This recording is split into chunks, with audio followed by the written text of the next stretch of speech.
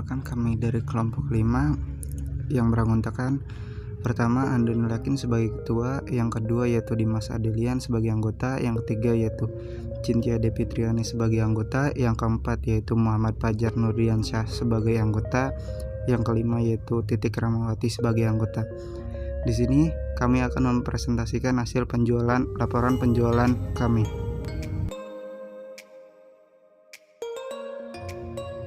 Latar belakang masalah.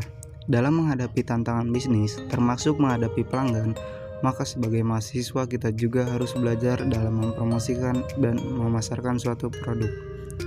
Dalam tugas mata kuliah entrepreneurship ini, kami membuka sebuah usaha reseller di bidang pewangi ruangan, pewangi badan, dan pewangi pakaian, guna mendapatkan pembelajaran untuk menjadi seorang wirausahawan pada usia muda. Usaha yang kami jalankan merupakan usaha yang singkat, kelak bisa menjadi peluang bagi kami untuk masa yang akan datang. Sebelumnya, kami juga telah melakukan promosi dan menerima pre-order terhadap produk kami secara Maksud dan tujuan dalam pembuatan proposal akhir ini adalah: 1. Menumbuhkan jiwa semangat untuk berwirausaha pada usia muda. 2. Agar suatu kegiatan dalam bisnis dapat berkembang dengan baik. 3. Agar dapat menyusun perencanaan usaha yang kita buat. 4. Menerapkan ilmu dan kemampuan dalam berwirausaha dalam rangka pengembangan kewirausahaan yang diperlukan oleh kita. 5. Untuk memenuhi nilai UAS mata kuliah entrepreneurship dalam penulisan laporan ini. Tujuan didirikannya usaha ini adalah sebagai bekal perencanaan dan masa depan yang akan datang jika ingin membuka usaha sejenis minyak wangi, dan untuk menambah pengalaman dalam berwirausaha dan memenuhi nilai tugas mata kuliah entrepreneurship.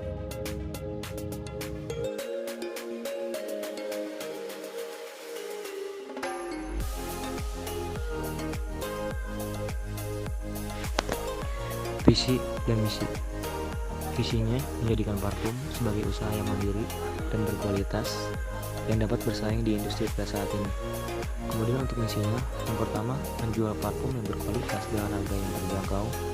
Kedua, memberikan pelayanan terbaik bagi konsumen. Ketiga, menciptakan lapangan pekerjaan bagi masyarakat sekitar. Keempat, mengembangkan inovasi terhadap produk yang dipasarkan agar dapat memenuhi permintaan konsumen.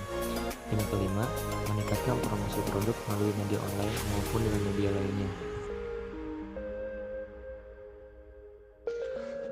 Rumusan masalah.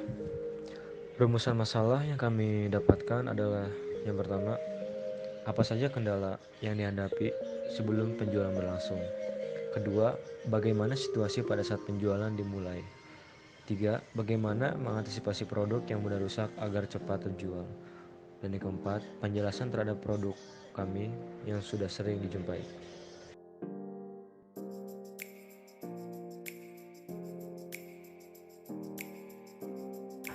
Persiapan usaha diantaranya yaitu price, harga yang diberikan sebesar Rp10.000 per satu parfum.